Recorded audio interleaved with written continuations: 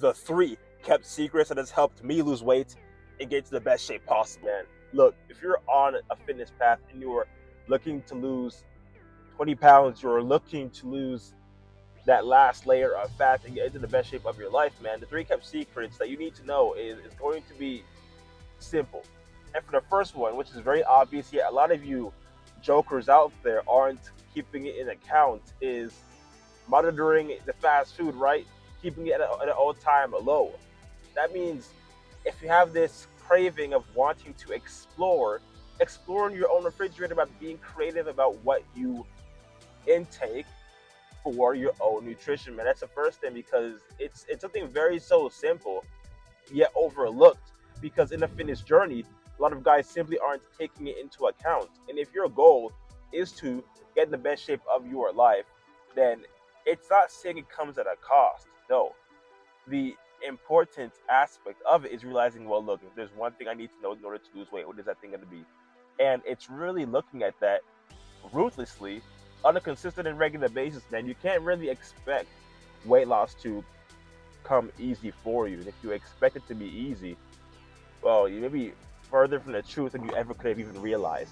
Weight loss is just that in and of itself. And if you can begin to monitor that, the caloric intake, the fast food, like literally spend more time building up or creating a diet around your macros, whether it's like high protein, whether it's keep the fats low, minimum carbs, you're gonna be further off than the majority of individuals who are on a fitness journey, or the majority of men over 30 who are on a fitness endeavor looking to lose weight and keep it off, man. You don't want to be that guy that spends an entire lifetime or several years trying to figure something out when it doesn't need to be that complicated. You don't want to be that guy. And if you're looking to lose weight and keep it off for good, that's the first thing you want to do. What places do you go to that you frequent? KFC? What is it? Popeyes? What is it? McDonald's? McDonald's probably isn't a good option for obvious reasons. But look, man, like if you're trying to lose weight and keep it off, there's always a creative route you can take to make your favorite meal and still lose weight. My whole thought process is, what can I make from these fast food restaurants and or chains that I frequent, that I have an interest in, that I can make at home to get to my weight loss goal?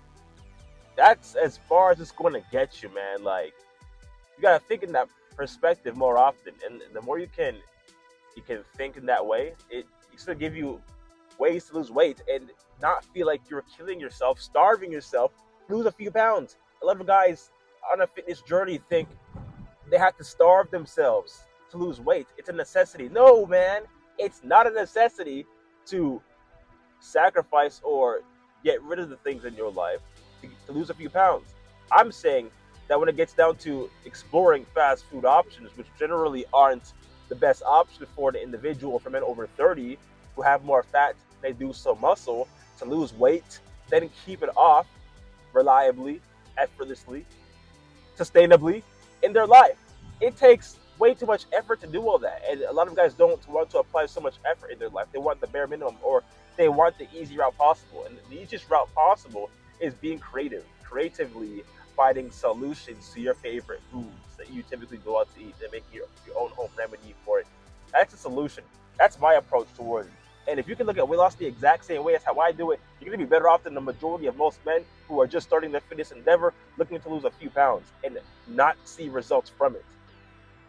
The goal is for you to be out of that small, the goal is for you to be in that small percent of men who are seeing results sustainably, effortlessly, and being able to position yourself in a way where you can lose the weight and keep it off for good without the headache, without the strain, and still see progress to where you want to be, right? That's you. That is, you're that kind of person, right? And if you're that kind of person, then you want to be constantly aware of what's going on. Number two is your routine. Right? Very simple thing. But the guys have the routine in place where they're thinking a routine is the best route or their best way to losing weight. In reality, the routine it's not situated around enough training in their life, and it's focused more on excessive cardio. Cardio is a solution. It's a very great solution when you add it into your routine the right way. the wrong way is to do it every single day with the hopes that, well, if I do more of this cardio, if I spend an extra 45 minutes to an hour on a treadmill, then that means you'll be able to lose weight faster. But in reality, the reality check you need to open your eyes to is the fact that you could be on the treadmill the entire day at the gym, and let's just say half the day at the gym to be more realistic, or better yet, let's put it 2 hours. 2 hours, maybe 2.5 hours, and you still won't lose weight. It's a very simple idea that you're more than likely not monitoring how much calories you consume, or you overestimate it. A lot of guys overestimate how much calories is in a certain food, or they don't pay enough attention to it. And that blind spot is what's keeping them crippled. It's keeping them fat. It's keeping them hopefully not obese, yet 50 pounds overweight. And it builds a lot of frustration in their life to the point where their fitness journey is irrelevant, or it's no longer of any importance. And if you want your fitness goals to be of importance in your life, you need to understand one thing and one thing only. If you are able to monitor your routine that focuses on strenuous training, that helps you tone up, that helps you create definition in how you look, because that's what training does. Training allows you to create that aesthetic look in your physique. It helps you to build those lines and those ripples that you commonly will see around a physique. Cardio will not do that. This whole misconception that cardio is what gets you the result to look like that is asinine. It's not even remote. It's non-existent. Your goal, I'd assume your goal is to burn fat, of course, right? And hopefully build muscle, right? Then you need to find a way to add that kind of system into your routine almost regularly, if not a few times a week. Though at least 4 times a week is recommended, you know? And if you can manage that alone, you're gonna go far, man. You're gonna go far. And lastly, if you can hold yourself accountable to the process every step of the way, you're going to get there. It's going to be inevitable for you to not to get there. And you gotta be willing to be patient about the process. You gotta trust the process, lean into the process, never the outcome. Don't get fixated on the outcome. Forget the outcome. The outcome is irrelevant. Sure, you may want to see your six pack for the first time in probably years or ever, or maybe you want to just lose weight and feel good about yourself, improve your overall self-esteem, self-image, self-confidence. Forget about all that. You want to lean more into the process, trust it, and be able to do it in a way where you're gonna get results. And results are a byproduct of not focusing on the outcome, focusing on the process. You can manage that alone, man. You're going to go far, and you're going to realize how easy it's gonna be for you to lose weight, keep it off, and get to your fitness goals. A lot of guys, man, they struggle with this one thing, and I used to struggle with it too, because I used to attempt towards building muscle on a journey towards bulking for the longest. And it's like, yo, when am I gonna see results? You know, I've been doing this thing for a long time now, and I haven't really seen significant change in how I look.